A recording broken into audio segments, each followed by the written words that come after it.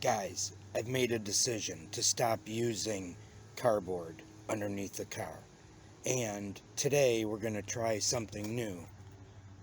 Pittsburgh Creeper from Harbor Freight Tools. I'm going to try this today underneath the car, and we're going to test it out and see how it is. It has a padded headrest, storage, a nice green color, so let's try it out. Okay,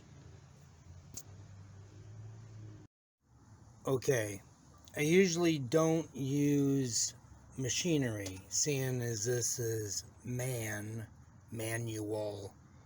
versus machinery, but in this case I can't do this with a handsaw.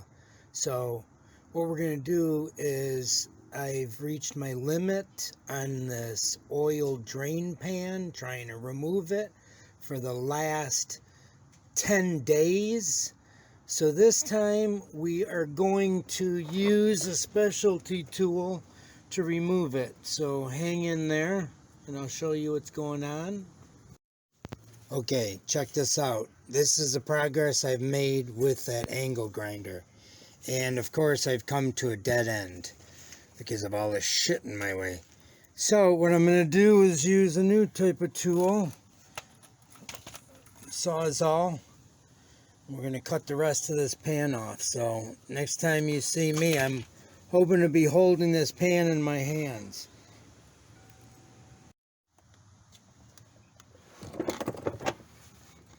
There it is.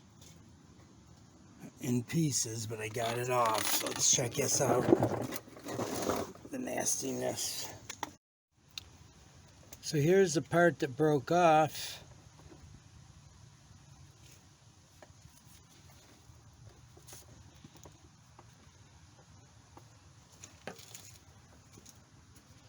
And there's another problem too.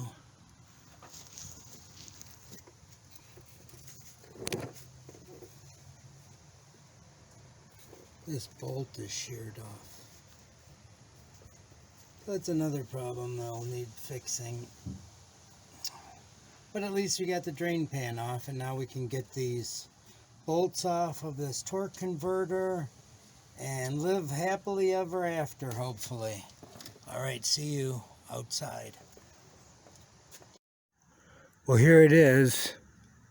The collection of parts that I fished out of the oil drain pan.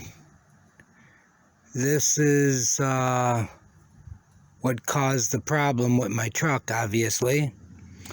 So when we investigate more, it should be interesting to find out why and how. So please stay tuned. The plot thickens. I wanted to show you guys my truck's broken heart.